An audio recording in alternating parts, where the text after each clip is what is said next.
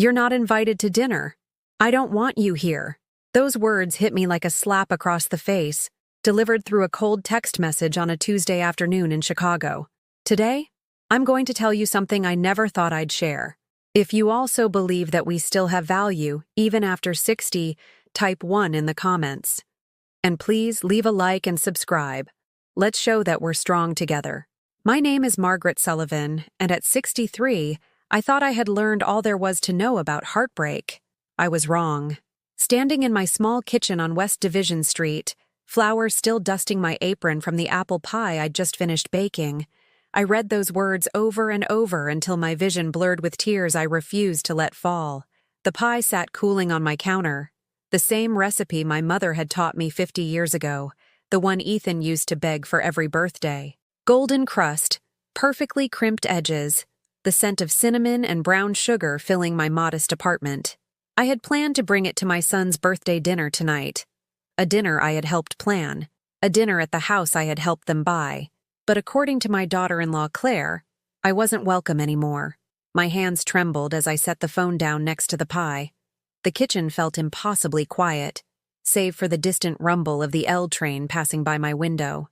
I had lived in this same apartment for 38 years, raised Ethan here after his father died, watched the neighborhood change from working-class Irish to trendy professionals who paid 3 times what I did for rent. The walls were covered with photographs. Ethan's school pictures progressing from gap-toothed kindergartner to college graduate, vacation snapshots from summers at Lake Michigan, his wedding day 3 years ago where he looked so handsome in his navy suit. In every photo, his smile was genuine, his arm around me protective and loving. When had that changed? I walked to my bedroom and opened the drawer of my nightstand, pulling out a manila folder thick with papers. Bank statements, receipts, transfer confirmations, every financial record documenting what I had quietly given my son and his wife over the past 3 years. The down payment for their Lincoln Park townhouse, $45,000 from my teacher's retirement fund. Claire's student loan payments when she was between jobs, $18,000. The wedding that they wanted but couldn't afford, $12,000. Monthly groceries when they were tight, $300 every month for 2 years. They didn't know I kept track. They didn't know I had the receipts. And until this moment, they didn't know that I still had power. My phone buzzed again. Another text from Claire. "Don't make this harder than it needs to be, Margaret." Margaret. Not Mom. Not even Maggie like Ethan used to call me. I didn't cry. I didn't scream. I simply typed back, "Okay." Then I sat down at my small kitchen table, opened my laptop, and began a process I never thought I'd have the courage to start. One by one, I began canceling every automatic payment I had set up for them. The mortgage contribution that kept their dream house affordable, the car insurance that covered Claire's BMW, the family cell phone plan that gave them unlimited everything. Each click of the mouse felt like cutting a thread that had bound me to their lives. For 3 years, I had used money as a way to stay relevant, to ensure I had a place at their table. I had sewn myself into their existence with my credit card and checking account, believing that generosity would guarantee love. The apartment grew darker as evening fell. I could hear Mrs. Chen next door cooking dinner, the familiar sounds of a family gathering around their table. Through my thin walls, I heard laughter, the clatter of dishes, children arguing over who got the last spring roll. Normal family sounds, that used to be mine too. I remembered last Christmas when Ethan had hugged me goodbye after dinner, whispering, "Thanks for everything, Mom. I don't know what we'd do without you." His words had felt like a warm blanket then. Now they felt like a confession. They needed what I provided, not who I was. The pie still sat on my counter, growing cold. I had made it with such hope this morning, humming while I rolled out the dough, imagining Ethan's face when he saw his favorite dessert. I had pictured us around their dining table, the one I had helped them buy, sharing stories and laughter, little Emma on my lap asking for one more bite, Grandma. Instead, I was alone with my generosity, unwanted and uninvited. My reflection stared back at me from the kitchen window as darkness settled over Chicago. Silver hair that I kept neat and styled, laugh lines around green eyes that had seen too much disappointment lately, hands that showed 63 years of hard work and giving. I looked like what I was, a retired elementary school teacher who had spent her life taking care of others, first her students, then her dying husband, and finally a son who had somehow learned to see me as a convenience rather than a person. The silence in my apartment wasn't peaceful anymore. It was the silence of someone who had been erased from the place she thought she belonged. But as I sat there, surrounded by the evidence of my generosity and the weight of my rejection, something inside me began to shift. For the first time in 3 years, I wasn't rushing to fix someone else's problem or send money to cover someone else's emergency. I wasn't checking my phone for messages about what was needed next. I was just still. And in that stillness, I began to realize that maybe, just maybe, I had been buying my way into a family that had already decided I didn't truly belong.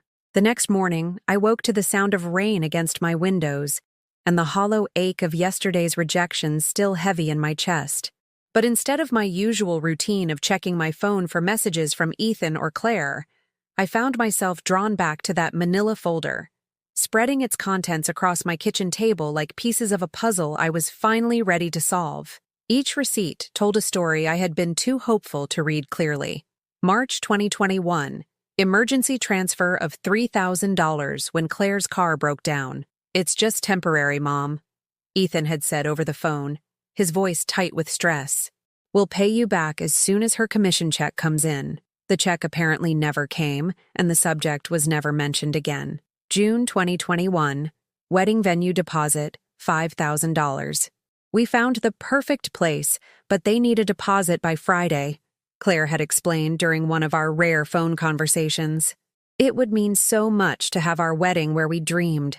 I had transferred the money within an hour, imagining myself in the front row, watching my son promise forever to someone who would love him the way he deserved. September 2021. Down payment assistance, $45,000. The biggest gift I had ever given anyone, drawn from the retirement account I had built over 35 years of teaching. "This house is perfect for starting our family," Ethan had said, his eyes bright with possibility as he showed me photos on his phone. "And there's a beautiful guest room where you could stay whenever you visit." I remembered signing the papers at the bank, my hand shaking slightly as I authorized the transfer. The bank manager, a kind woman named Susan, had asked if I was sure about such a large withdrawal. "It's for my son," I had said, as if that explained everything, and to me, it did. But the visits to that guest room had been rare and increasingly unwelcome.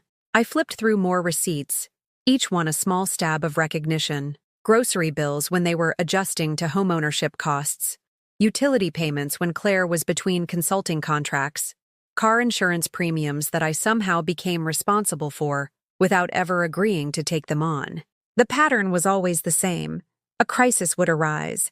A call would come with just enough desperation to trigger my maternal instincts, and money would flow from my account to theirs as naturally as water finding its way downhill. What I hadn't seen then, sitting in my quiet kitchen with 3 years of financial evidence spread before me, was how each transaction had come with a subtle reduction in respect. The thank you calls grew shorter. The visits became more functional, less warm. Family dinners shifted from my apartment to their house, where I was seated at the far end of the table, while Claire held court about her latest business ventures or complaints about the neighborhood. I remembered the Christmas dinner that should have been a celebration. I had brought my famous honey-glazed ham, the same recipe I'd made for Ethan every Christmas since he was 5. As I carried it to their dining room, I overheard Claire on the phone in the kitchen. "She insists on bringing that heavy food," Claire was saying, her voice carrying the exasperated tone one might use about a difficult child. "I've told her we're trying to eat healthier, but she doesn't listen. It's like she's stuck in 1985.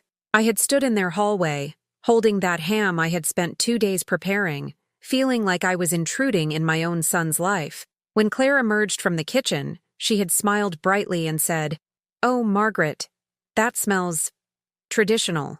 Traditional. The word had felt like a dismissal of everything I was. I set the ham on their expensive dining table and noticed how it looked out of place among Claire's minimalist serving dishes and artisanal centerpieces. Everything about their home spoke of a different aesthetic, a different class, a different generation.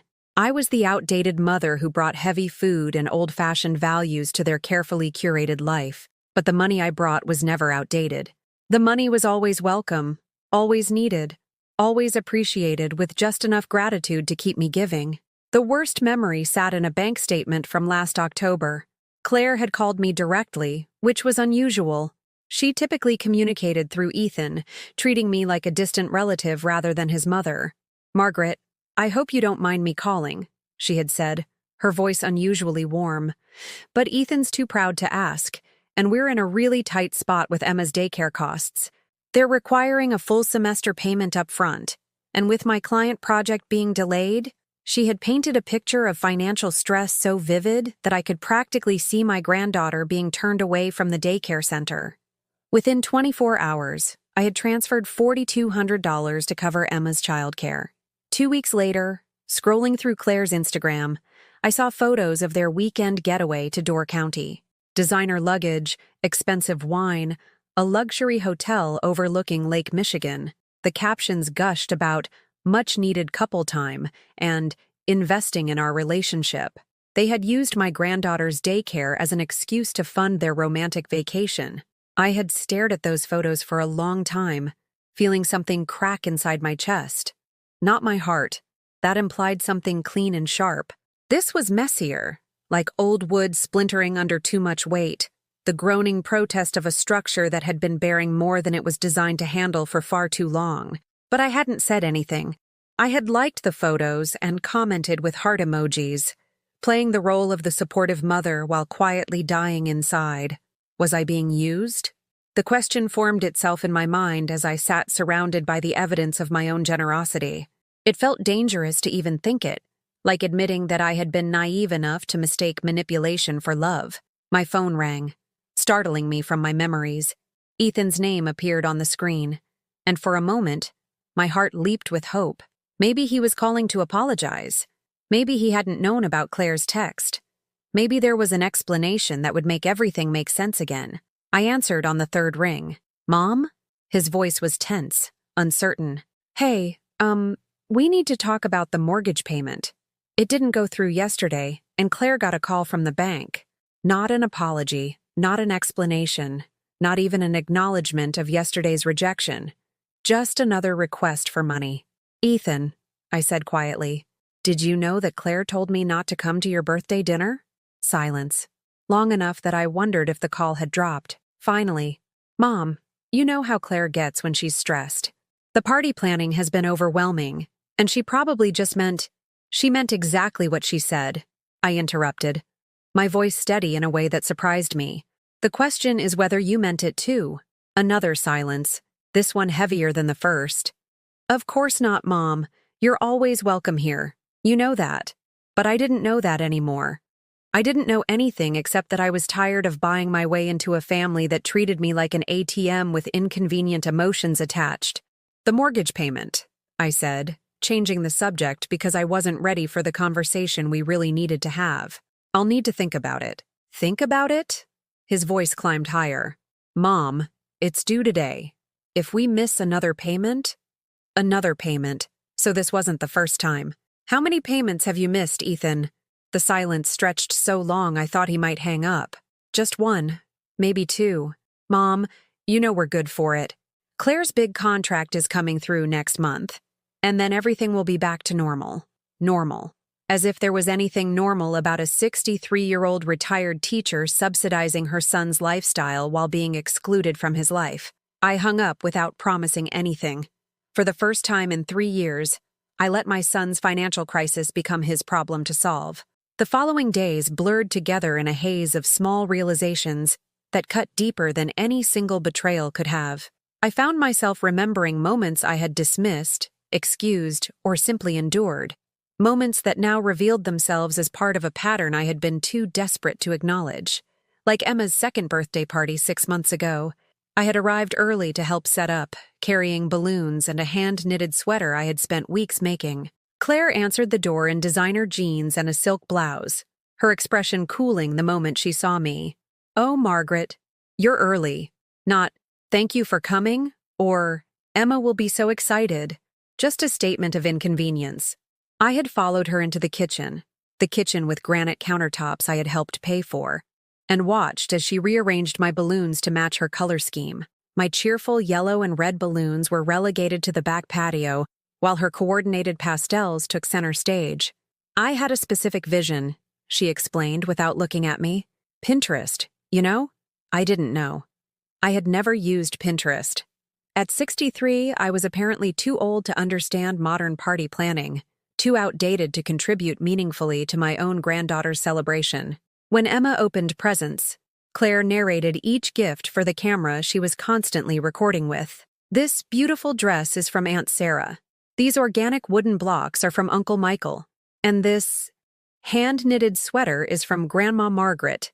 The pause before hand-knitted and the emphasis on my full name made my gift sound quaint and amateur compared to the expensive toys and designer clothes from their friends. Emma loved the sweater, immediately wanting to put it on over her party dress, but Claire gently redirected her to a photo-appropriate outfit instead. I had spent 3 weeks knitting that sweater, learning a new cable pattern from YouTube videos, redoing sections until they were perfect. But in Claire's curated world, handmade meant inferior, or the Mother's Day dinner last spring. Claire had insisted on taking me to an upscale restaurant in Lincoln Park, somewhere with cloth napkins and wines that cost more than I spent on groceries in a week. I had felt uncomfortable in my nicest dress, a navy blue shift from JCPenney that looked shabby compared to Claire's designer wrap dress. Ethan wanted to do something special for you, Claire had said, though Ethan seemed surprised by the venue choice when we arrived. Throughout dinner, she ordered for all of us, selecting items I couldn't pronounce and explaining their preparation with the confidence of someone who belonged in places like this. When the bill came, $186 for 3 people, Claire had made a show of reaching for her purse before pausing dramatically. "Oh, I forgot my wallet in my other bag. Ethan, do you have cash?" Ethan, looking panicked, had turned to me with pleading eyes. Of course, I paid. The Mother's Day dinner where I was supposed to be honored became another opportunity for me to subsidize their lifestyle while feeling grateful for the privilege. The memories accumulated like drops of water that eventually wear away stone. Claire's habit of checking her phone whenever I spoke, her way of redirecting conversations when I mentioned my teaching career or shared stories from Ethan's childhood, the passive-aggressive comments about my neighborhood. It's so authentic here. And my cooking. Such comfort food. Definitely not what our nutritionist recommends. But the worst memory, the one that made everything else crystallize into painful clarity, had happened just 3 weeks ago. I had gone to their house to babysit Emma while they attended a work function. Claire had been unusually chatty as she gathered her things, mentioning the event was for her networking group, successful women, entrepreneurs who met monthly for dinner and business development. "It's so inspiring," she had gushed, checking her reflection in the hall mirror. "These women have built amazing companies from nothing. Real, self-made success stories." The implication was clear. Unlike me, who had merely worked as a public school teacher for 35 years, contributing nothing of value to the economy or society. After they left, I had helped Emma with a puzzle on the living room floor, the floor with the Persian rug I had helped them afford. Emma chatted away about school, her friends, a book she was reading. At one point, she looked up at me with her bright brown eyes, Ethan's eyes, and said, "Grandma, Mommy says you used to be important when Daddy was little." Used to be important. The phrase hit me like a physical blow. In Claire's narrative, I was a relic from Ethan's past. Someone who had served a purpose once but was no longer relevant to their current life. I was being tolerated rather than valued. Maintained like an old piece of furniture that might have sentimental value but didn't fit the decor.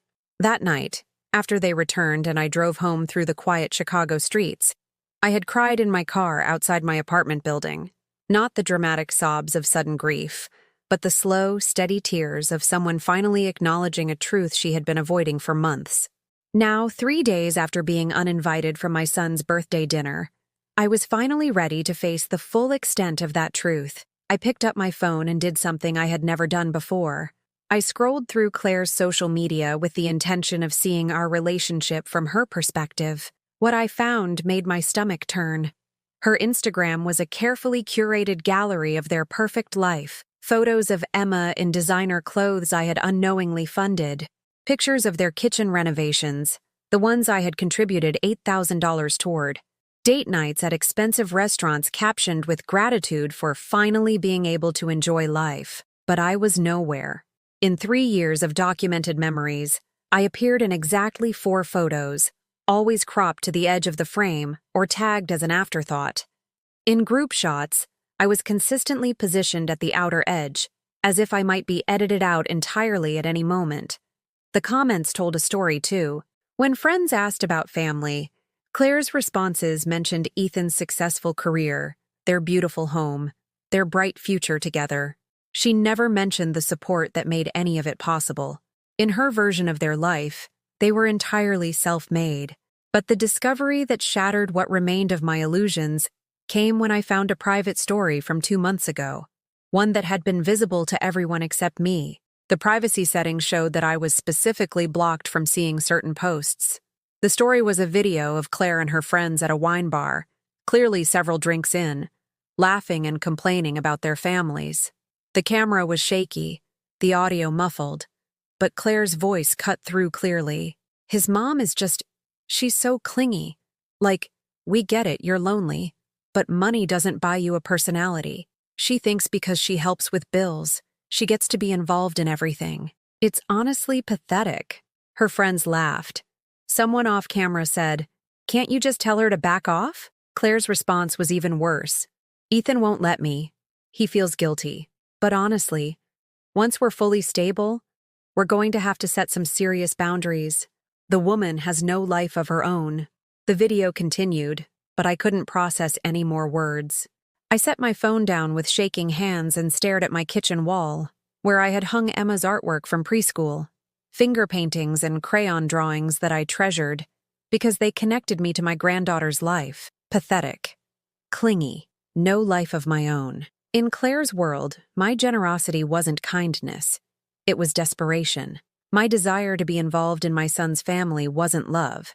It was an intrusion. And my financial support wasn't help. It was manipulation. I walked to my bedroom and sat on the edge of my bed, staring at my reflection in the dresser mirror. Was that what I had become? A lonely old woman using money to buy affection? Had I been so desperate to remain relevant that I had made myself into exactly the kind of person I used to pity? The worst part wasn't the cruelty of Claire's words. It was the accuracy of them. I had been buying my way into their lives because I was terrified of being left out entirely. I had enabled their dependence because it made me feel needed. I had accepted disrespect because it was better than being ignored completely, and they knew it. They had been counting on it. For the first time in 3 days, I cried. Not the dignified tears of justified hurt, but the ugly sobs of someone finally seeing herself clearly. I cried for the woman I had become, small and desperate and willing to pay any price for scraps of belonging. I cried for the 35 years I had spent building a career and a reputation, only to be reduced to a convenient funding source in my retirement. But most of all, I cried for the realization that I had taught my son, through my own behavior, that love could be bought and sold, that respect was optional as long as the bills were paid. When the tears finally stopped, I sat in the silence of my small apartment and made a decision that felt like jumping off a cliff. I was going to stop. All of it. The money, the enabling, the desperate attempts to purchase belonging in a family that had already decided I was disposable. I was going to find out who I was when I wasn't trying to buy love, and I was going to discover whether my son loved me enough to choose me over the comfortable life I had been subsidizing. The silence I created had a language all its own, and within 72 hours, everyone in my son's life was fluent in its meaning. My phone became a constant buzz of desperation. 17 missed calls from Ethan in 1 day, text messages that started polite and grew increasingly frantic as the hours passed without response. "Mom, just checking in. Haven't heard from you." "Mom, is everything okay? Getting worried?" "Mom, please call me back. Something's wrong with the bank transfers." I watched each notification appear and disappear, feeling strangely calm for the first time in months. The woman who used to jump at every request, who dropped everything whenever her son's voice carried even a hint of need, was gone. In her place sat someone I barely recognized, someone who could let other people's emergencies remain their own. By the 3rd day, they realized my silence wasn't accidental. Claire arrived at my apartment building at 8:47 a.m., buzzing my intercom with the persistence of someone who wasn't accustomed to being ignored. Through my window, I watched her pace in front of the entrance, phone pressed to her ear, gesturing wildly as she spoke to someone, probably Ethan, probably strategizing about how to handle their suddenly uncooperative bank account. I didn't buzz her up. An hour later, my neighbor Mrs. Chen knocked on my door. "Margaret, there's a woman downstairs who says she's your daughter-in-law. She seems very upset. She asked me to give you this note." The note was written on expensive stationery, the kind Claire used for her business correspondence, and her handwriting was sharp, controlled, angry. "Margaret, I don't know what game you're playing, but this childish behavior stops now. Ethan is beside himself. Emma keeps asking where Grandma is, and you're putting our family in an impossible situation. We need to discuss this like adults. I'll be at Cafe Luna at 2 p.m. if you're ready to be reasonable." Game. Childish behavior. Be reasonable. Even her apology was an attack. I crumpled the note and threw it away, then made myself a cup of tea and settled into my reading chair with a book I had bought months ago, but never had time to open. For the first time in 3 years, my afternoon was entirely my own. At 2:15 p.m., my phone rang. Claire again. This time, I answered. "You didn't come." Her voice was tight with barely controlled fury. "No," I said simply. "Margaret, I sat in that cafe for an hour looking like an idiot. People were staring. I'm sorry you were uncomfortable." Uncomfortable? Her voice rose to a pitch that suggested she was past caring who might overhear. "I'm beyond uncomfortable. Do you have any idea what you're doing to us? The mortgage payment bounced. The insurance lapsed. Ethan had to borrow money from his boss just to cover Emma's daycare." Each word was meant to trigger my guilt, to reactivate the maternal panic that had kept me writing checks for 3 years. But instead of anxiety, I felt something that surprised me. Relief. "It sounds like you're learning to handle your own expenses," I said. "Handle our own. Margaret, what has gotten into you? This isn't like you at all." She was right. The old Margaret would have been horrified that her granddaughter's daycare was in jeopardy. The old Margaret would have transferred money before Claire finished explaining the problem. But the old Margaret had been slowly dying under the weight of everyone else's expectations. "Maybe this is exactly like me," I said. "Maybe you just never bothered to find out who I am when I'm not useful to you."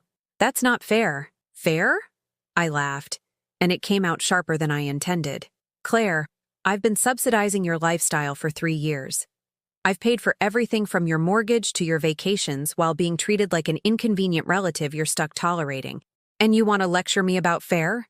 We never asked you to. You never had to ask. You just created crisis after crisis and let me rush in to solve them. You turned my maternal instincts into your personal ATM." Silence. Then, in a voice smaller than I'd ever heard from her, "We're grateful for everything you've done." "No, you're not. You're resentful. I heard you tell your friends I'm pathetic. That money doesn't buy me a personality. That I'm just a lonely old woman with no life of her own." The silence stretched so long, I thought she might hang up. "I was drunk," she whispered finally. "I say stupid things when I'm drunk. Drunk words are sober thoughts, Claire. You said exactly what you really think of me. Margaret, please. I know I've made mistakes, but we can work through this.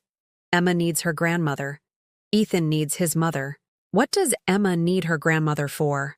What does Ethan need his mother for? Be specific." Another pause. They love you. That's not what I asked. I asked what they need me for. And we both know the answer." The line went quiet except for the sound of Claire's breathing. "I'll make it right," she said finally. "I'll apologize to Ethan about the dinner invitation. I'll explain it was my fault, not yours." "And then what? I go back to paying your bills while you treat me like furniture?" "No, we'll include you more. We'll have you over for dinner every week." Even her peace offering was about scheduling me into their lives, rather than genuinely wanting me there. "Claire," I said gently, "I don't want to be included more. I want to be wanted. And I'm finally accepting that those are 2 very different things." She hung up without saying goodbye. That evening, Ethan came. I heard his key in my lock. I had given him a spare years ago for emergencies, and felt a moment of violation. He was using his access to override my boundaries, to force a conversation I wasn't ready to have. He appeared in my living room looking haggard, desperate, like a man who had just realized the ground he'd been standing on was quicksand. "Mom," his voice broke on the word. "What are you doing?" "I'm reading," I said, not looking up from my book. "You know that's not what I mean. The mortgage payment, the insurance, everything's falling apart. Your life is falling apart because you built it on foundations you didn't own," I said, finally meeting his eyes. "I'm just removing my support. What collapses after that isn't my responsibility." "Mom, you don't understand. We could lose the house. Then you'll find an apartment you can actually afford."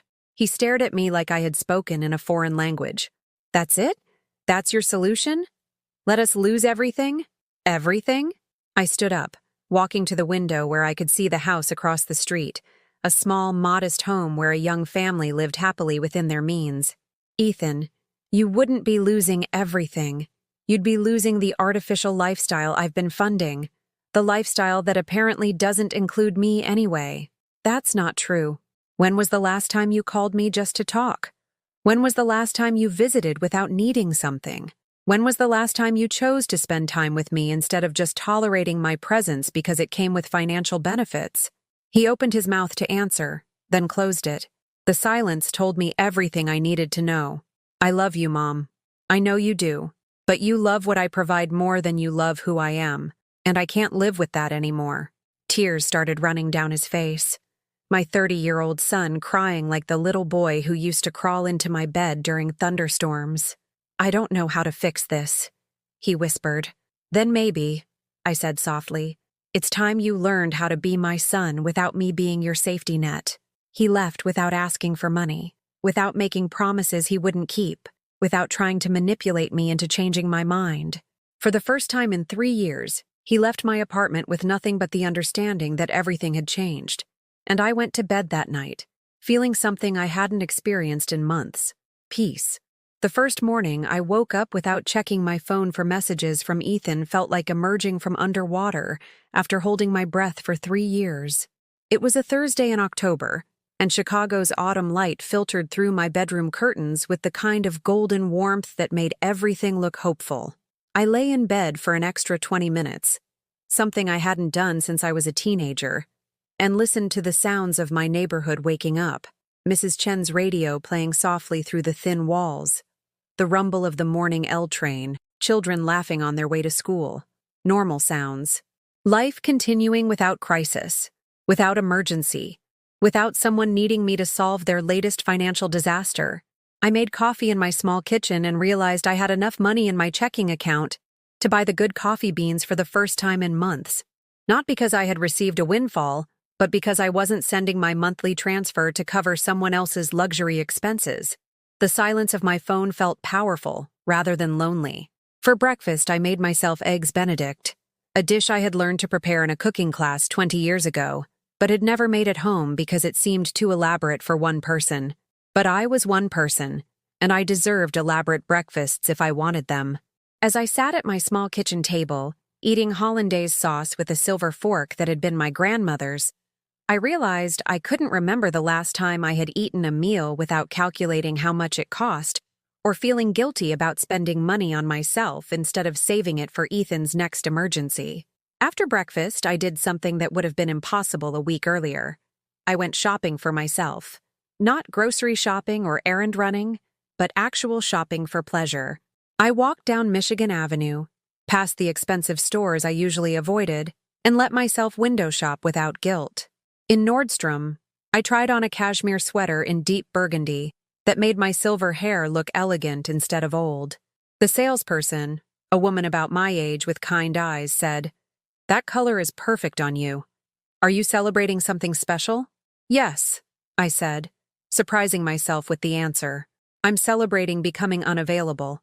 She smiled like she understood exactly what I meant. I bought the sweater.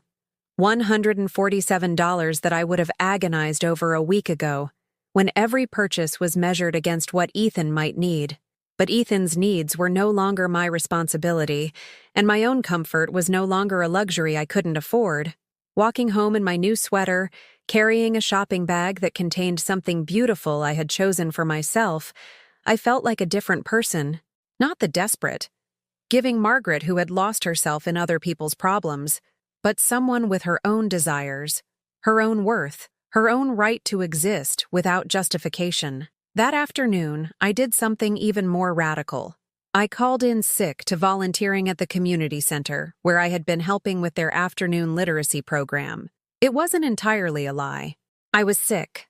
Sick of defining myself entirely through service to others. Sick of filling every moment with activities that made me useful, but not necessarily happy.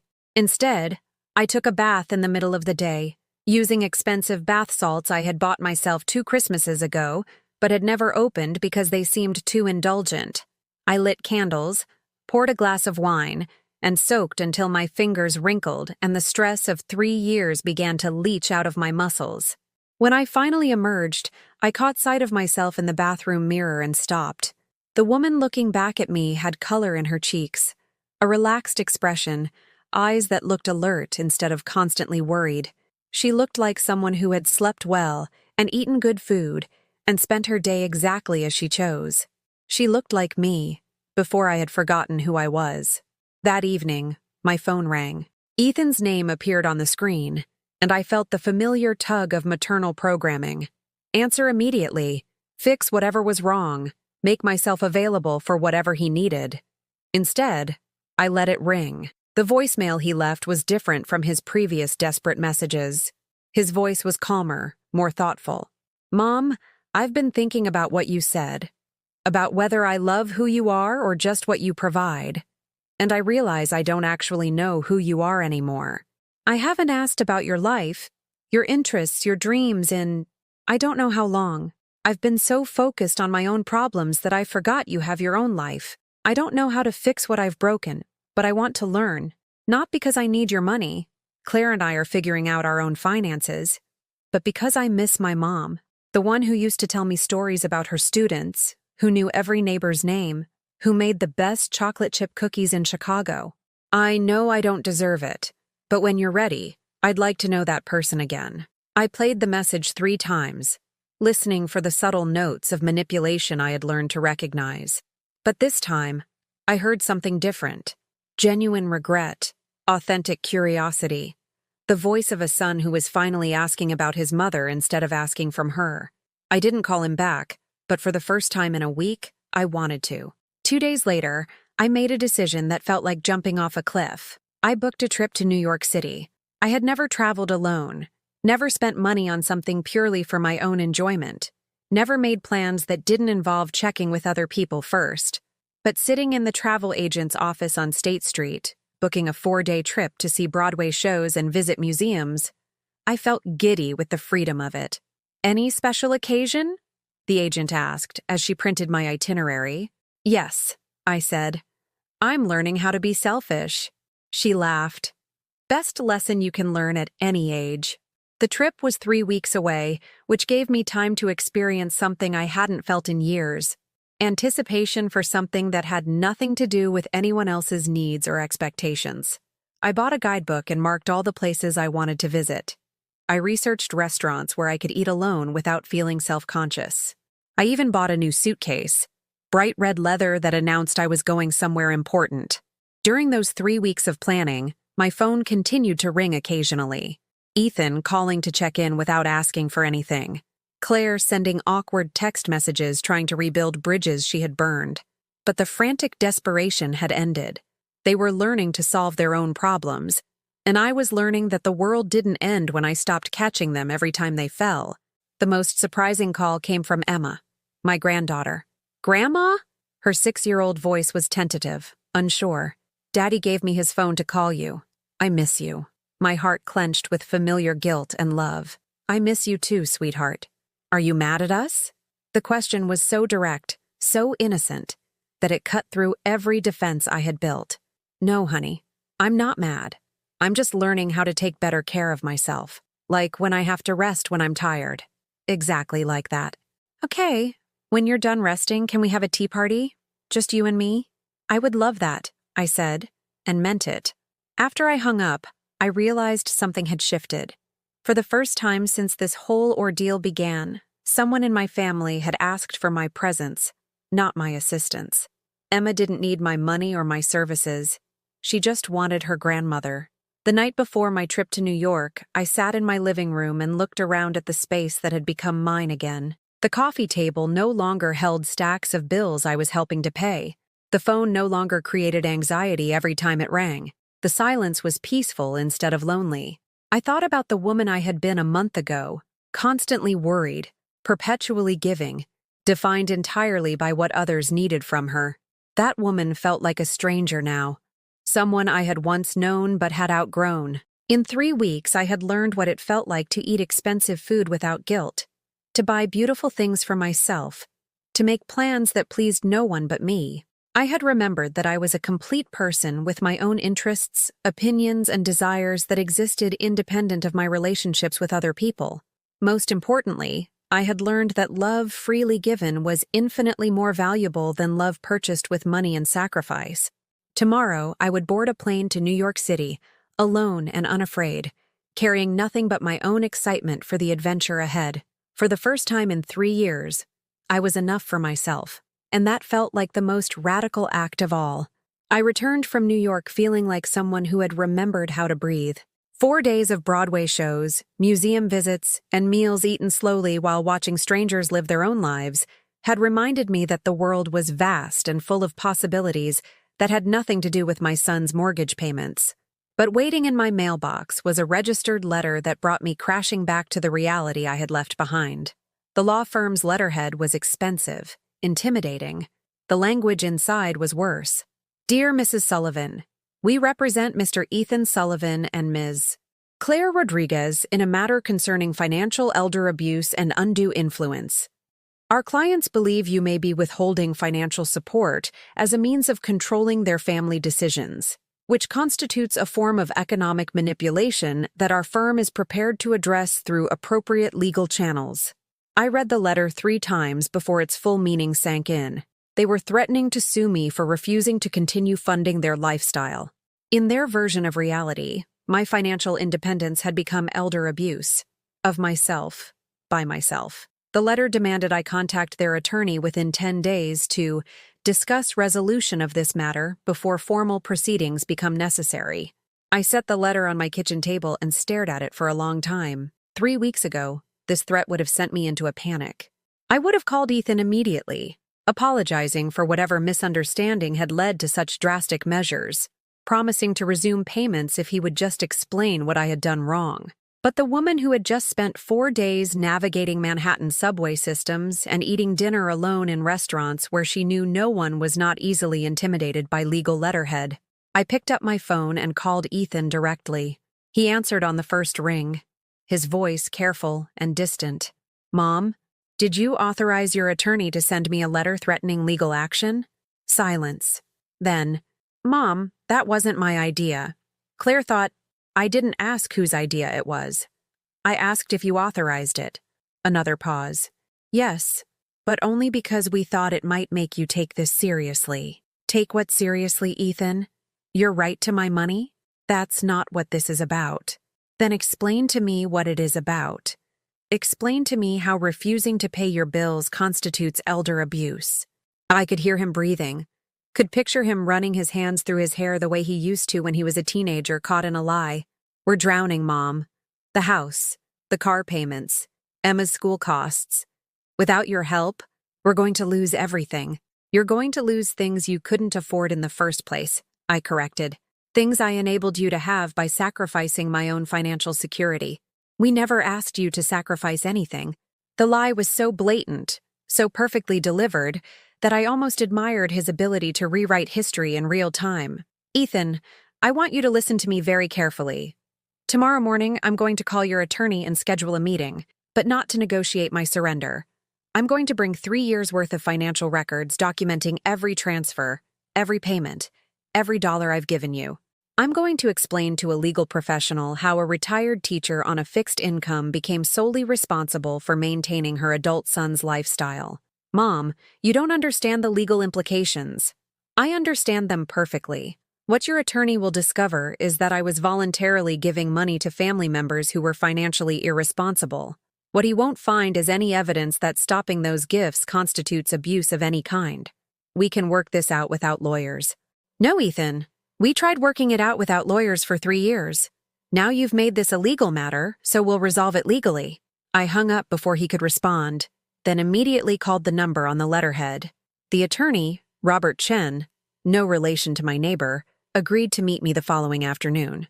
His voice was professionally neutral, giving no indication of what he actually thought about the case his clients had brought to him. That evening, I spent hours organizing my documentation.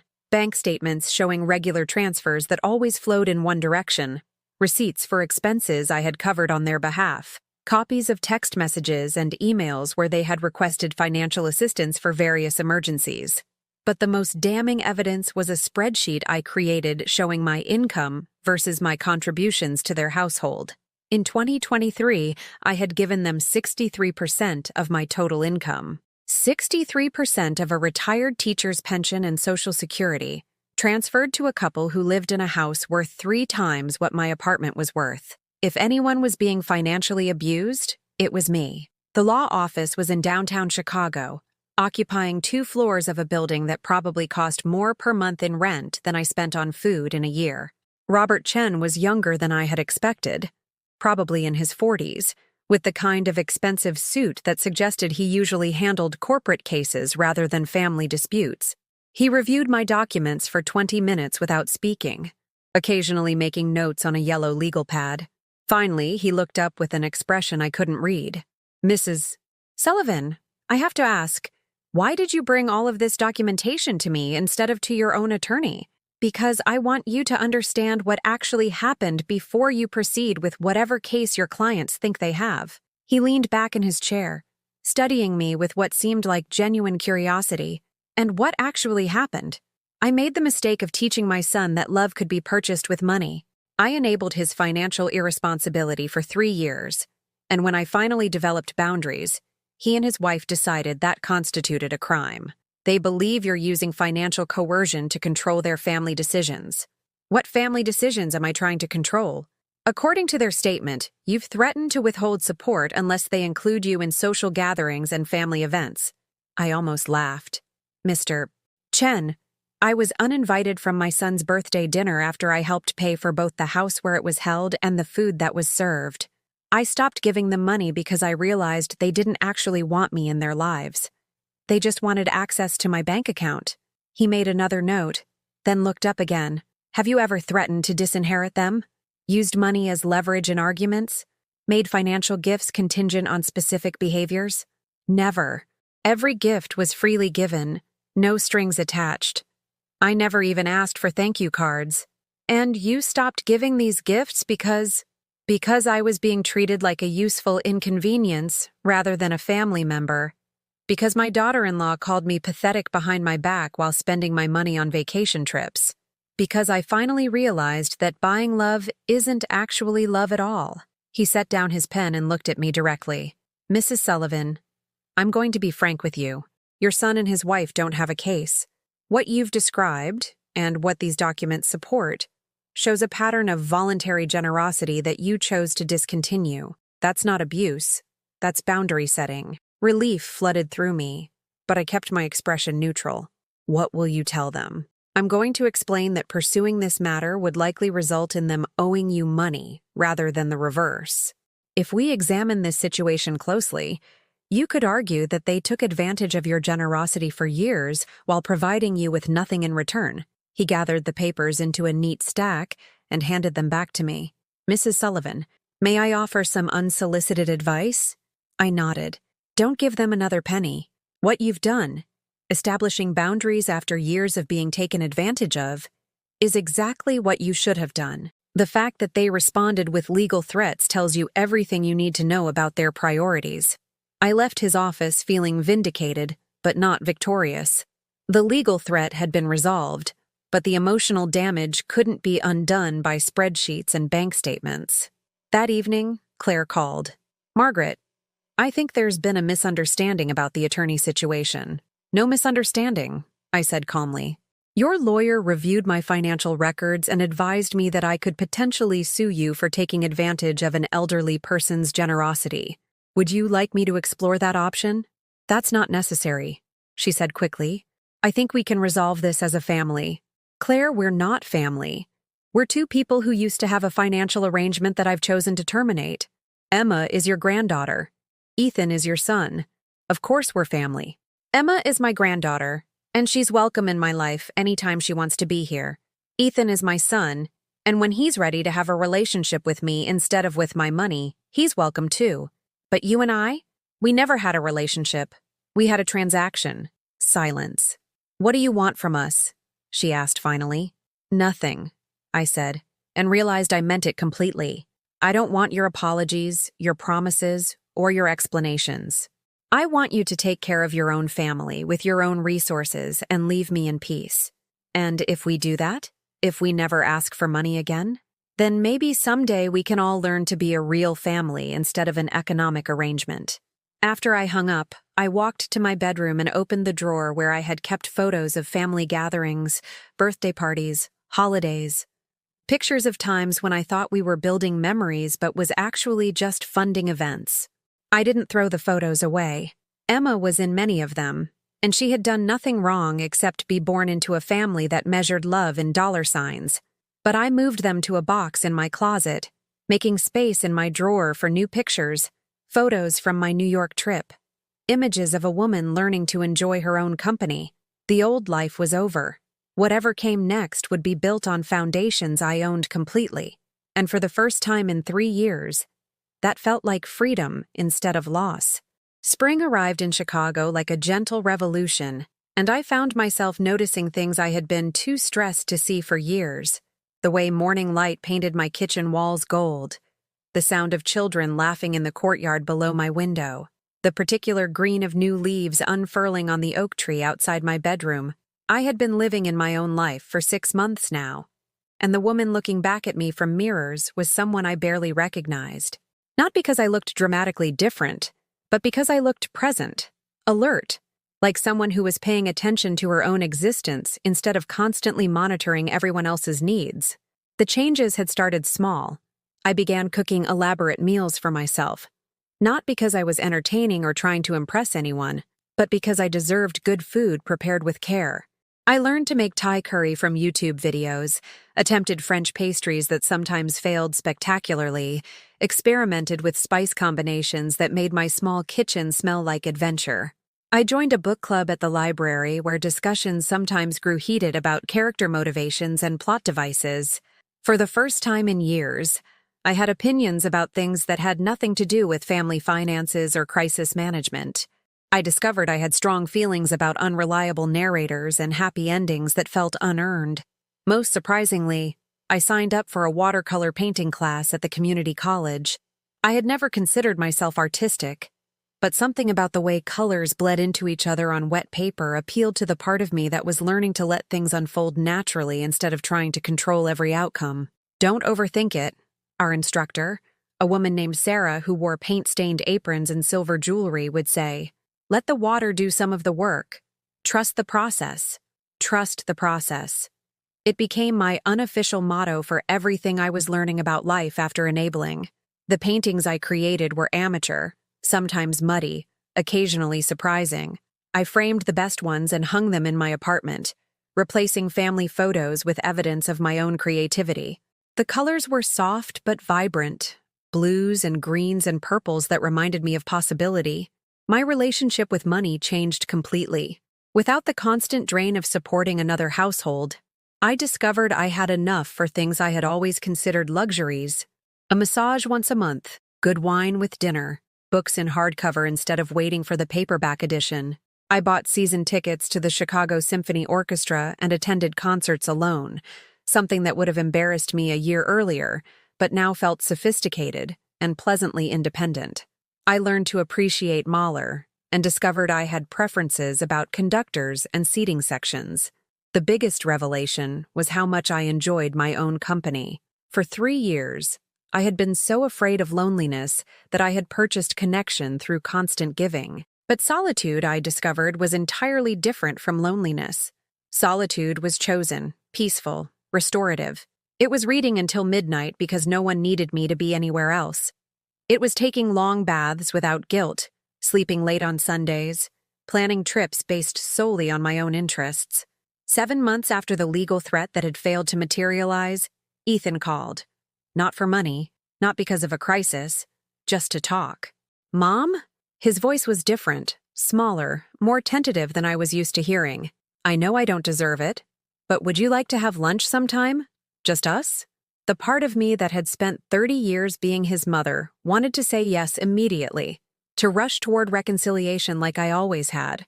But the part of me that had spent 7 months learning to value myself needed more information. What would we talk about? I asked. I don't know. You, maybe? I realize I don't know anything about your life. What you do with your time, what makes you happy, who you are when you're not solving my problems. It was the right answer, delivered with what sounded like genuine curiosity rather than manipulation. All right, I said, but I'd choose the restaurant. I picked a small cafe in my neighborhood, walking distance from my apartment, where I was a regular customer and the staff knew my order. Familiar territory where I felt confident and comfortable. Ethan arrived looking nervous, carrying a small wrapped box that he set on the table between us without explanation. You look different, he said after we'd ordered coffee and sandwiches. How so? Calmer. Like you're not waiting for something bad to happen. It was an accurate observation. For 3 years, I had lived in a state of constant low-level anxiety, always anticipating the next crisis, the next emergency that would require my intervention. Now my phone could ring without triggering fight-or-flight responses. I am calmer, I agreed. It turns out life is much more peaceful when you're not responsible for solving everyone else's problems. He winced slightly but didn't defend himself. Mom, I owe you an apology. A real one. Not the fake ones I gave you when I was just trying to get you to start sending money again. I waited, letting him find his own words. I turned you into my personal bank account and then acted like you were being unreasonable when you objected to it. I let Claire treat you terribly because it was easier than standing up to her. I took your generosity for granted and mistook your enabling for love. He paused, studying his coffee cup like it contained answers to questions he was just learning to ask. But the worst thing I did was stop seeing you as a person. You became this resource I could access whenever I needed something. And I never asked what you needed or wanted or dreamed about. I turned my own mother into a service provider. The apology was more thorough than I had expected, more insightful than I had thought him capable of. It acknowledged not just specific behaviors, but the fundamental shift in how he had learned to see me. What changed? I asked. Claire left, he said simply. She found someone else who could provide the lifestyle she wanted without requiring her to tolerate an inconvenient mother-in-law. Turns out loyalty wasn't one of her strong points. I felt a complicated mix of satisfaction and sympathy. I'm sorry, I'm not, he said, surprising me. Losing her forced me to figure out how to take care of Emma and myself without constantly relying on other people to solve my problems. 1 year later, I was sitting in my favorite chair by the window, watching snow fall over Chicago, when Emma knocked on my door with the special rhythm we had developed. 3 quick taps, pause, 2 more taps. Our secret signal that meant, "It's just me, Grandma." She burst through the door like a small hurricane, cheeks red from the cold, backpack sliding off one shoulder, chattering about her day at school while pulling off mittens and scarf with the dramatic flair of a 7-year-old who had survived another adventure in the outside world. "Grandma, guess what happened in art class today?" she announced, diving onto my couch with the confidence of someone who knew she was genuinely welcome, not just tolerated. "Mrs. Peterson said my painting of the lake was so good she wants to put it in the school art show."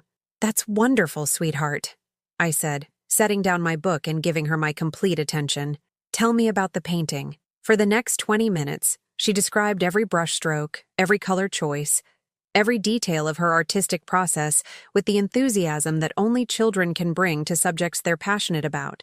I listened to every word, asked questions, celebrated her small triumph as if it were the most important news I had received all day, because it was.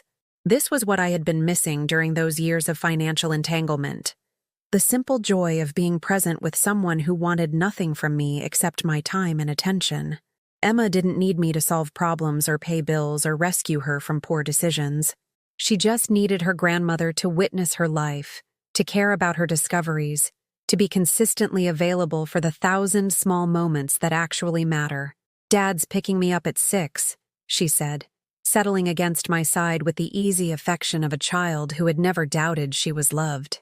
"But can we make cookies before he gets here? The ones with the chocolate chips that look like tiny smiles?"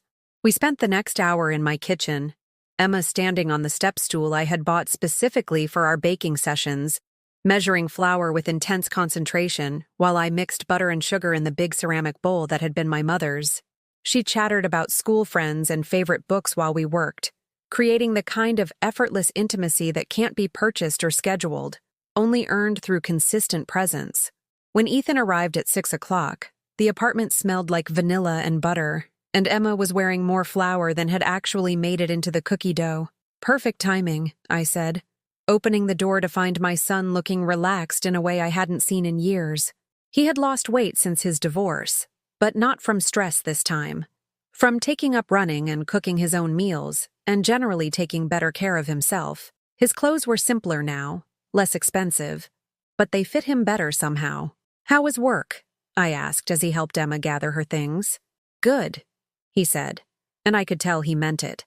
"Busy, but good busy. We got the Henderson account, which means job security for at least another 2 years. He had taken a different position after Claire left, one that paid less but offered better work-life balance and the stability of knowing his income wasn't dependent on his mother's retirement fund. Emma spent 2 afternoons a week with me after school while he worked late, and every other Saturday was reserved for the 3 of us to spend time together. It had taken almost a year to rebuild trust, to establish new patterns of relating that weren't based on financial transactions or crisis management. The process had been awkward at first, like learning to speak a foreign language where the words were familiar but the grammar was completely different. But gradually, we had found our way to something that felt authentic rather than obligatory. "Mom," Ethan said as Emma ran to the bathroom one last time before leaving, "I wanted you to know that I got a promotion. Senior account manager. It comes with a significant raise." My immediate thought, the old Margaret thought, was to wonder what he would do with the extra money, whether this meant he could finally pay me back for some of what I had given them over the years. But the new Margaret, the one who had learned to let other people manage their own finances, simply said, "Congratulations. You've worked hard for it. I want to take you out to dinner to celebrate," he continued. "Somewhere nice. My treat." "I'd like that," I said, meaning it. As they prepared to leave, Emma ran back to hug me goodbye, a ritual that had developed naturally and never felt forced or performative. "I love you, Grandma," she whispered against my ear. "You smell like cookies and happiness." After they left, I sat in my quiet apartment and reflected on how completely my life had transformed. The calendar on my kitchen wall was filled with activities I had chosen: book club meetings, painting classes, dinner dates with neighbors who had become genuine friends, volunteer work at the animal shelter that brought me joy rather than obligation. My bank account was healthier than it had been in years, but more importantly, I was healthier. I slept well, ate regularly, moved through my days with purpose rather than anxiety. I had learned to say no to requests that didn't serve me, and yes, to opportunities that excited me. The phone calls from Ethan now came weekly rather than daily, and they were conversations rather than crisis reports. We talked about Emma's school progress, his job satisfaction, books I was reading, places I was thinking of traveling, normal family conversations that included updates and questions rather than requests and emergencies. Claire had moved to California with her new boyfriend, a tech entrepreneur who apparently could provide the lifestyle she had always believed she deserved. She video called Emma once a month with the reliability of someone fulfilling a court-ordered obligation rather than a maternal desire. Emma accepted these conversations with the adaptability of childhood, neither overly excited nor particularly upset by her mother's distant presence. "I think she's happier now," Emma had told me recently with the startling insight that children sometimes possess. "She didn't like being here. Now she gets to be where she wants to be." 3 weeks ago, I had received an unexpected visitor. Mrs. Chen from next door knocked on my door holding an envelope that had been delivered to her apartment by mistake. "Margaret," she said, "I think this is yours. But also, I wanted to thank you. Thank me for what? My daughter has been going through a divorce, she explained. Very difficult situation. The husband was controlling, always making her feel guilty for not giving him money her parents sent. When I told her about what you did, how you stopped letting your family take advantage, she found the courage to leave him. She smiled, the kind of smile that carries years of worry finally released. Sometimes we old ladies have to show the young ones that love doesn't mean letting people hurt us. Old ladies. The phrase might have stung a year ago, but now it felt like membership in a powerful alliance. Women who had lived long enough to know the difference between kindness and self-destruction. Last month, I did something that would have been unthinkable during my years of financial enabling. I planned a 2-week trip to Italy, using money I had saved by not subsidizing other people's dreams. I wish I could come with you, Emma had said wistfully when I showed her pictures of the Tuscan villages I planned to visit. Maybe when you're older, I said. We could take a trip together, just the two of us. Really? You'd want to travel with me? Emma, there's nothing I'd enjoy more than seeing the world through your eyes. The trip was still 6 months away, but planning it had given me something I hadn't experienced in years. Pure anticipation for my own future. Not anxiety about what crisis might arise. Not guilt about money I should be saving for someone else's emergency.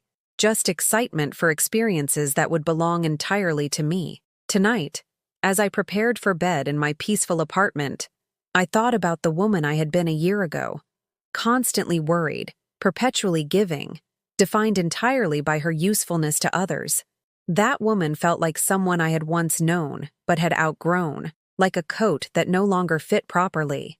The Margaret who existed now was someone I actually enjoyed being. She had opinions about wine, and strong preferences about museum exhibitions. She could eat dinner alone in restaurants without feeling self-conscious. She had learned to paint watercolor flowers that didn't look like flowers, but contained their own kind of beauty. Most importantly, she had learned that love given freely was infinitely more valuable than love purchased with money and sacrifice. My phone buzzed with a text from Ethan. Thanks for this afternoon. Emma hasn't stopped talking about the cookies. You're an amazing grandmother. I smiled, typing back, she's an amazing granddaughter. See you Saturday. Then I turned off the phone and settled into bed with a book about Italian art history, preparing for adventures that were mine alone. Outside my window, Chicago hummed with the lives of millions of people solving their own problems, pursuing their own dreams, taking responsibility for their own happiness. And for the first time in years, I was one of them. Have you ever found yourself in a situation where you had to choose between keeping peace and keeping your dignity? Do you know someone who has learned the hard way that generosity without boundaries isn't love? It's enabling? Share your story in the comments below. If this message resonated with you, please like this video and subscribe to our channel so we can continue sharing these important reminders that we all deserve to be valued for who we are, not just what we can provide.